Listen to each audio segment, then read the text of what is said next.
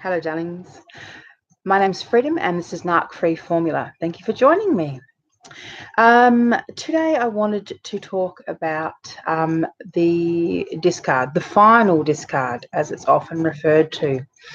Anyone who's been with a narcissist or a sociopath or a psychopath for any period of time will understand the cycle that is referred to as the narc cycle. So, the idealization phase, which is the first part of the cycle, which is where when you first meet them and they are over the top, romanticizing you, idealizing you, putting you up on a pedestal, treating you like the queen of the castle.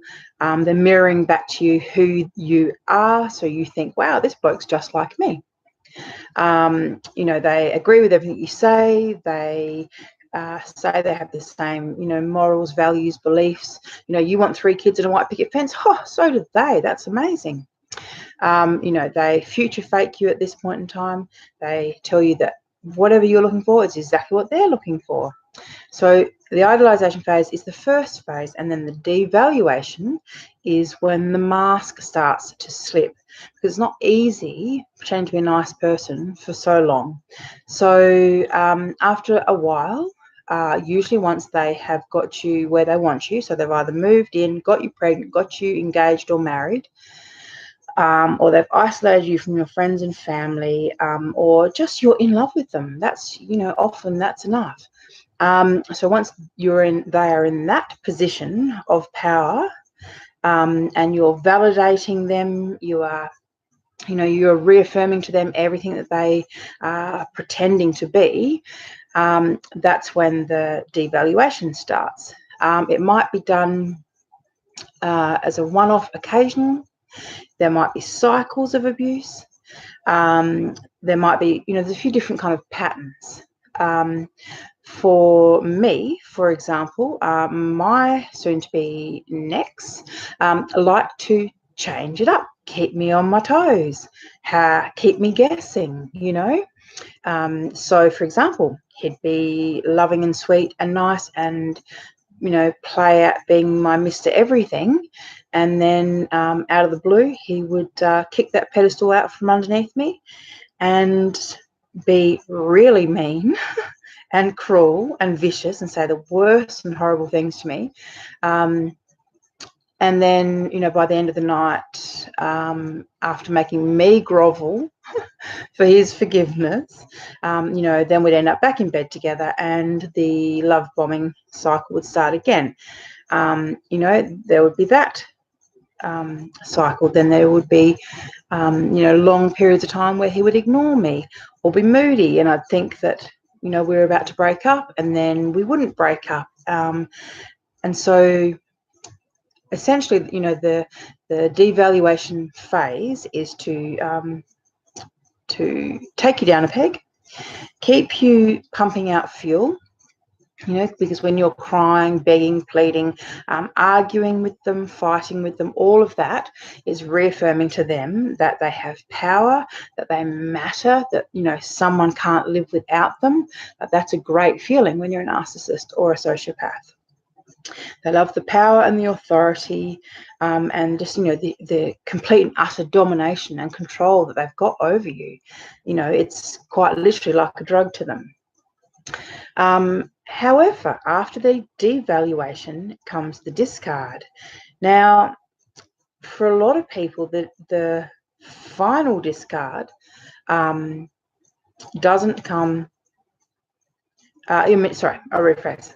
You can spend years doing the idealization, devaluation, discard cycle back to idealization. So, every time I thought it was over with my ex, so either I'd left him, or I think it was always just me leaving him, but, then he would come groveling back, begging, promising that he would never, that he realized that I was the one and he was so sorry and he'd never do it again and he loved me and baby, please.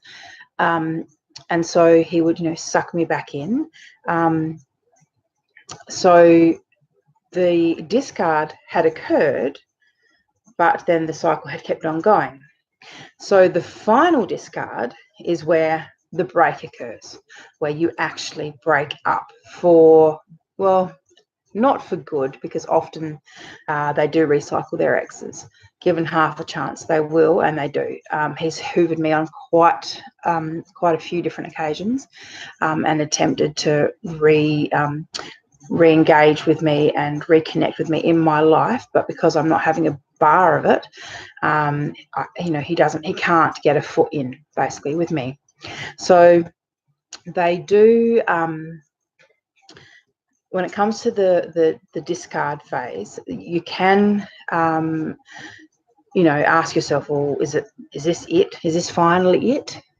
And the key really is let it be the final discard. You are the one.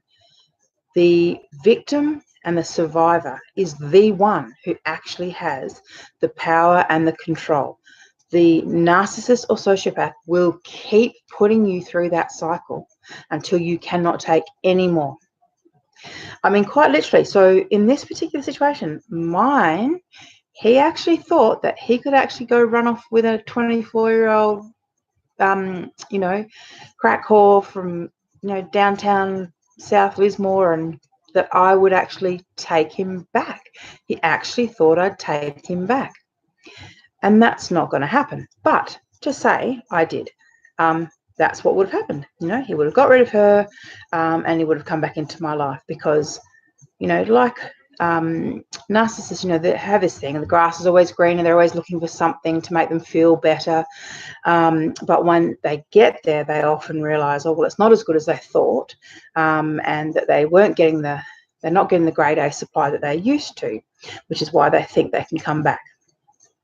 So, as I said, the final discard will only be final if you take control of it and make it final. And the only way to do that is to go no contact, several ties with these people. But for those of you who are wanting to know what the final discard looks like, it's usually 99.9% of the time. I'd probably even go so far as to say 99.99999% of the time, they've got new supply lined up. You may not know about it. You may think to yourself that he doesn't, but they don't usually let supply, especially not grade A supply, they don't usually let grade A supply go unless they've got something lined up or a few different things lined up that they're hoping will pan out. So usually if the narc is the one to do the discard, it's because they've lined someone up, they've put them through their paces, they think they're going to be capable of taking over from you, from your role and what you provide. And so they don't have a need for you anymore, and they will quite literally, drop you, treat you like dog shit on the bottom of their shoe, like literally something the cat dragged in. That is how quickly, and it doesn't matter how long you've been together, it doesn't matter if you've got children, if you've been loyal, faithful, honest, good wife, none of that matters.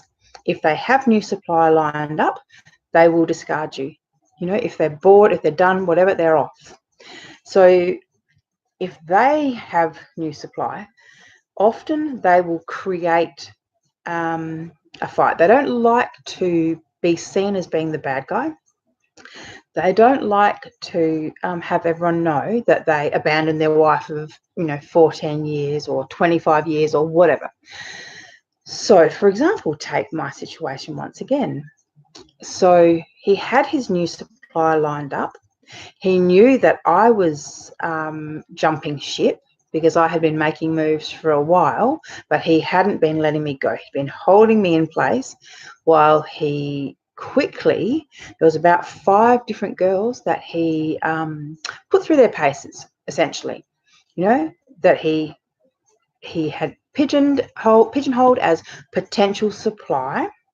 He had to check what they would take, how much they'd put up with, all those things, run through the little narc criteria to find out if she had the potential to be the new supply and if she was willing. So the thing is, he was not ready for me to jump ship when I did. he was frantically going through these different little new supply, these different women or whatever. They were all younger. They were all naive, young women.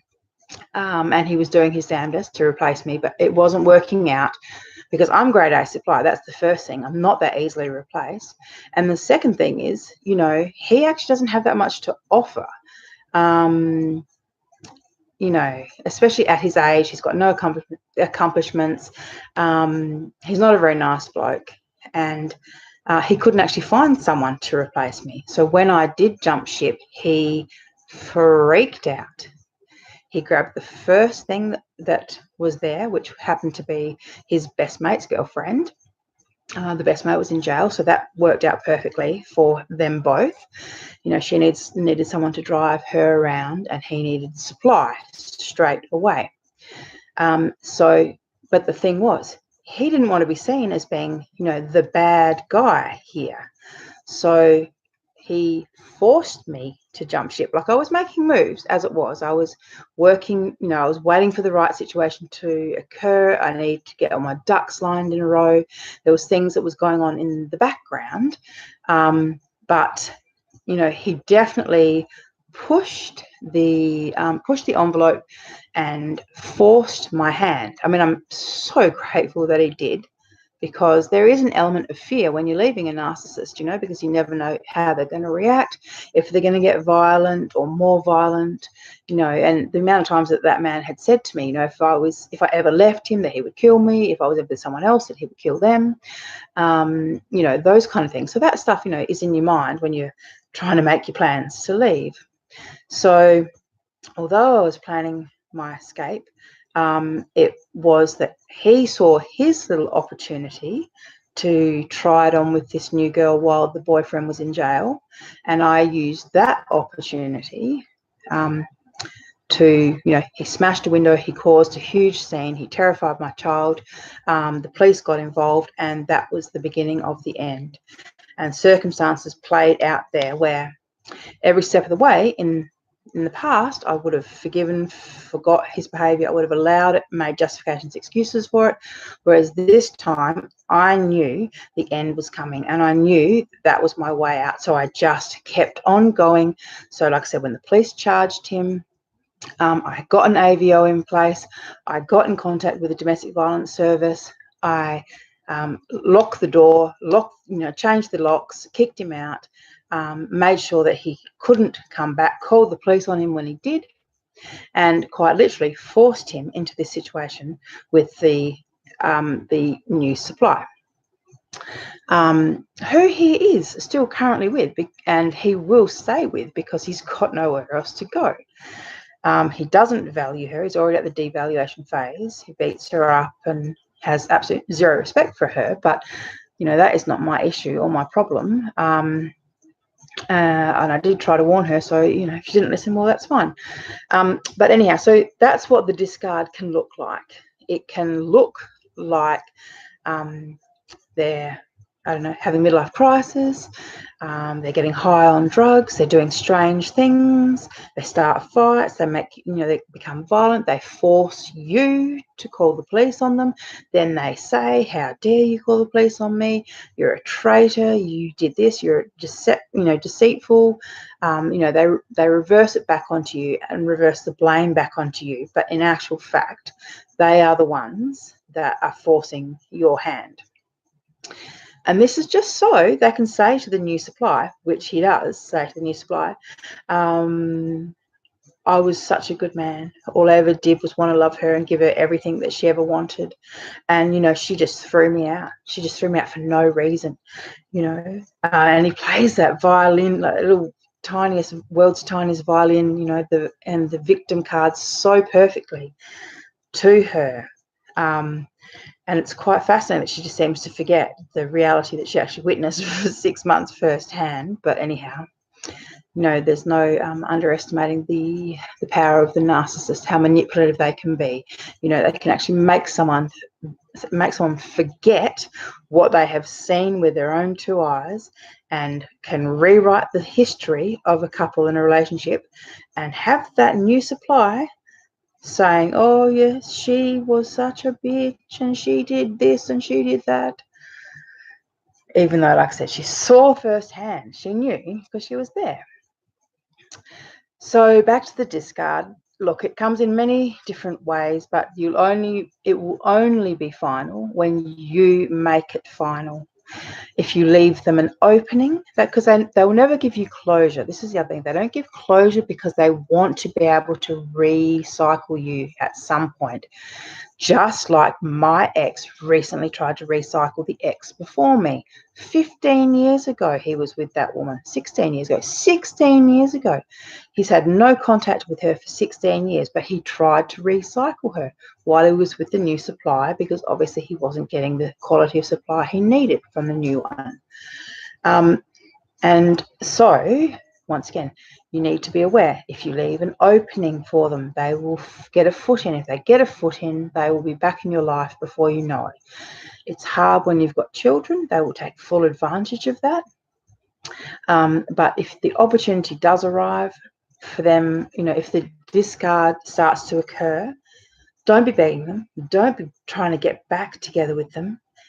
It doesn't matter if they've brought in a third person or, they've put the blame on you. None of it matters because none of it's real. This whole relationship has been an illusion and a con.